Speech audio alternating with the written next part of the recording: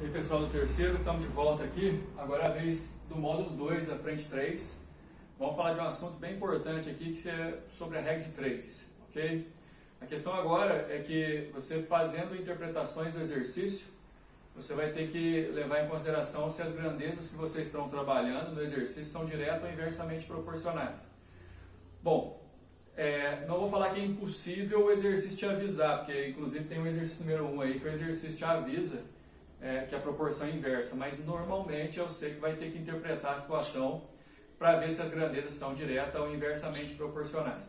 Mas eu queria fazer uma ressalva aqui antes da gente começar, que existem dois tipos de regra de 3 e que isso vai ser, diferenciá-las, melhor dizendo, vai ser decisivo para o teu sucesso na hora de resolver a questão, que é o fato das grandezas da regra de 3 ser simples ou composta. É uma parte importante, mas não é a parte mais difícil. A regra de 3 simples é aquela que trabalha com duas grandezas apenas. Mas lembra, ela pode ser simples direta ou simples inversamente proporcional. E a regra de 3 composta é aquela que vai trabalhar com 3 ou mais grandezas. E não tem limite, viu? Normalmente aparecem 3 grandezas, sim, mas a gente vai ver nos próprios exercícios da apostila que tem exercício aí que tem 4 grandezas e tudo mais. A questão é que na regra de 3 composta você tem um misto. Algumas podem ser diretas, outras podem ser inversas, e isso vai ser decisivo na hora da gente tomar ou ter uma atitude para resolver a questão.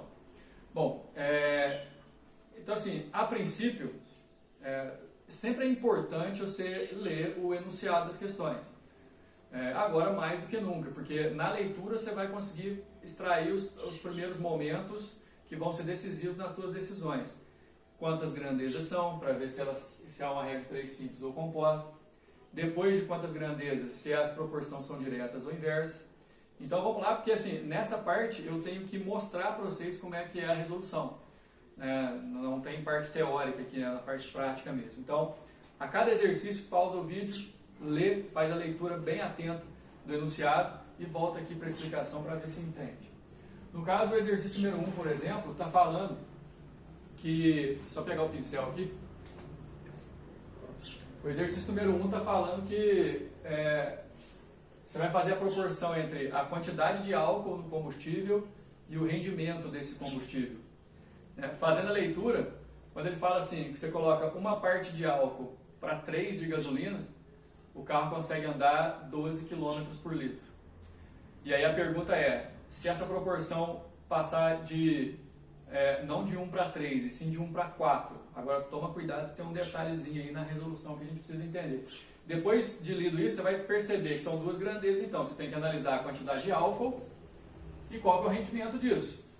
Se são duas grandezas, a regra de 3 é simples, certo? Agora, o que a gente vai ter que ver?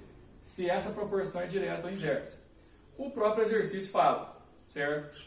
Ele fala que quanto mais álcool, menor o rendimento, ou seja, a quantidade de álcool é inversamente proporcional ao rendimento. Agora, vem cá. Na primeira situação, que são 12 km por litro, você vai usar uma parte de álcool para 3 de gasolina. No total são 4 partes, olha só. Ou seja, eu vou ter uma parte de álcool em 4 partes no total. No segundo momento, eu vou ter uma parte de álcool para 4 de gasolinas, ou seja, eu tenho 5 partes no total, uma de álcool em 5 no total. A questão é, nessa proporção de 1 para 4 no álcool, o rendimento é 12, e se for 1 para 5, qual que vai ser o rendimento? Essa regra de 3 é simples, porque são duas grandezas, e a proporção é inversa, que o exercício te avisou. Agora, como é que você vai ter que fazer a questão? Cuidado para não sair multiplicando cruzado, porque vocês já estão acostumados a mexer com regra de 3, mas a regra de 3 que vocês mexem muito mais é a simples e direta, que você já monta aqui e sai multiplicando cruzado. Toma cuidado, analisa se é direto ou inversamente primeiro. Nesse caso é inversamente. O que eu recomendo para vocês? De cada lado, cada montagem aqui é uma fração, viu pessoal? Só que assim, como elas são inversamente proporcionais, antes de multiplicar, escreve as frações de novo, mas uma delas, qualquer uma, desde que seja uma só, você inverte. Então vamos lá, regra de 3 simples e inversamente proporcional. Uma das frações você vai ter que inverter, porque se fosse direto era só multiplicar. Mas como é inversamente, uma eu inverti, eu escolhi inverter essa aqui, ó, 12 sobre x, eu coloquei x sobre 12. Daí para frente é só multiplicar cruzado, ó. 1/5 vezes x e 12 vezes 1/4. 12 vezes 1/4 aqui dá 3, você passa o 5 para lá multiplicando, dá 15. A nossa resposta é a letra B. Beleza? Passa para o número 2, que aí daí para frente são regras de 3 compostas, certo? Eu vou fazer o número 2 aqui, o número 3 e o número 4 aqui em cima. O número 2 conta uma história de que tem duas enfermeiras, a Antonieta e a Bernadette.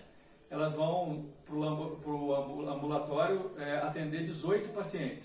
Só que elas vão dividir esses pacientes entre elas de forma inversamente proporcionais à idade. Isso aí o exercício está avisando. Ou seja, a idade em relação ao número de pacientes inversamente proporcional e diretamente proporcional ao tempo de serviço. Aquela que tiver mais tempo de serviço vai atender mais, por exemplo. É mais um exercício que te dá a proporção. Repetindo, a idade em relação ao paciente inversamente, o tempo em relação ao paciente diretamente. Agora, por que tudo em relação ao paciente?